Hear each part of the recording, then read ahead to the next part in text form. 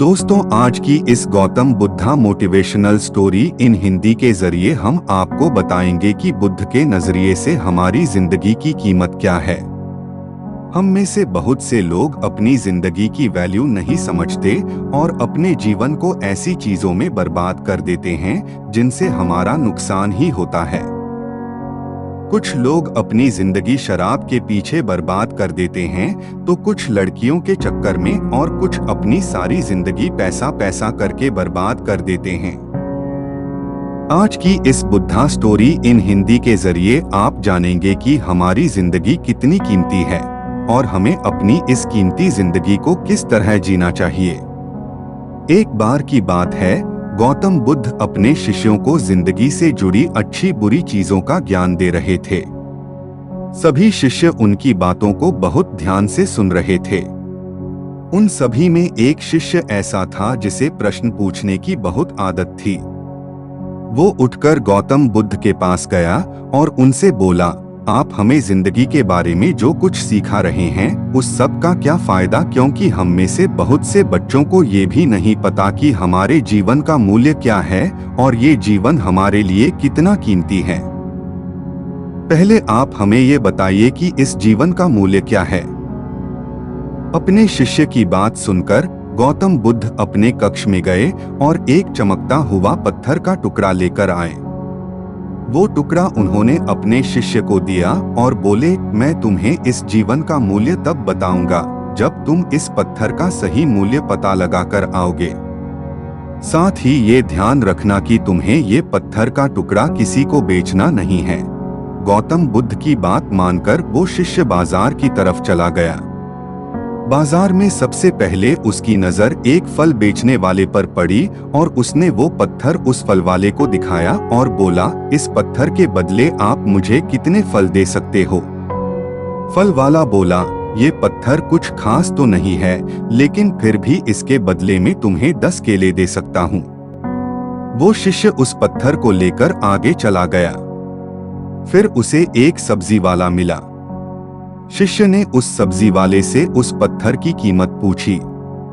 सब्जी वाले ने उस पत्थर को ध्यान से देखा और बोला, इस पत्थर की कीमत के बदले में तुम्हें ज्यादा से ज्यादा एक बोरी भरकर सब्जियां दे सकता हूँ। इसके बाद वो शिष्य उस पत्थर को लेकर एक सोने के व्यापारी के पास गया। उस पत्थर की टुकड़े की चमक देखते ही उस सुनार ने उसकी कीमत 100 सोने के सिक्के लगाई। शिष्य ने वो टुकड़ा बेचने से मना किया तो वो सुनार उसके बदले 200 सोने के सिक्के देने को भी राजी हो गया, लेकिन शिष्य ने वो पत्थर नहीं बेचा। इसके बाद वो शिष्य एक हीरों के व्यापारी के पास गया और उनके सामने उसने वो पत्थर के टुकड़े को रख दिया। उस पत्थर को देखते ही हीरों के व्यापारी ने एक साफ कपड़ा बिछाया, उस पत्थर को उसके ऊपर रखा, फिर उसकी परिक्रमा की और हाथ जोड़कर उस पत्थर को कपड़े में लपेटते हुए वो बोला, तुम जिसे मामूली पत्थर समझकर उसकी कीमत पूछ रहे हो, असल में ये एक बेशकीमती रूबी है। ऐसा रूबी हर किसी को नहीं मिलता। मैं अगर अपना सब कुछ बेच भी दूं तो भी इसकी कीमत नहीं चुका सकता। उसकी अचरज भरी बातें सुनकर गौतम बुद्ध बोले, तुम्हारे सवाल का जवाब इस रूबी की कीमत में ही छिपा है। हमारा जीवन भी एक रूबी है, रूबी की तरह ये भी बेशकीमती है, लेकिन हम इस बात को हमेशा नजरअंदाज करते हैं और अपने जीवन का मूल्य नहीं समझते। हम दूसरों को देखकर और उनके जैसा जीवन जीने की कोशिश में अपने जीवन की कीमत को कम कर देते हैं। हम ये सोचते हैं कि हमारी जिंदगी की कीमत वही है जो दूसरे हमें बताते हैं, लेकिन ये बात हमेशा ध्यान रखना कि सामने वाला अपनी हैसियत, बुद्धि और अपनी समझ के हिसाब से तुम्हारी कीमत लगाता है। जिंदगी सिर्फ एक बार मिलती है, इसलिए इसको बर्बाद ना करें। अपनी जिंदगी को उतना ही कीमती समझें जितना कीमती आप अपने बैंक में रखे रुपयों को समझते हैं।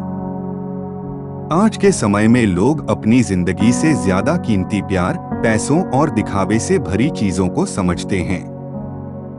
प्यार के चक्कर में लोग सुसाइड कर लेते हैं, पैसों के चक्कर में ऐसा काम करने लग जाते हैं जिससे उनकी जिंदगी बर्बाद हो जाती है। नाम कमाने के चक्कर में उल्टे सीधे काम करने लग जाते हैं।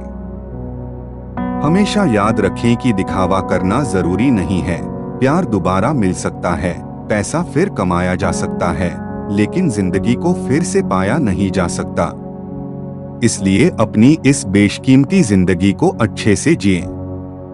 हर पल का आनंद लें। कभी ये ना सोचें कि आप इस दुनिया में किसी काम के नहीं है, ना कभी ये सोचें कि आपकी जिंदगी व्यर्थ है। आपके होने या ना होने से कुछ फर्क नहीं पड़ता। जब भी ऐसे नेगेटिव विचार आपके मन में आए तो खुद को बस ये याद दिलाएं कि जीवन एक रूबी है और ये बेशकीमती है।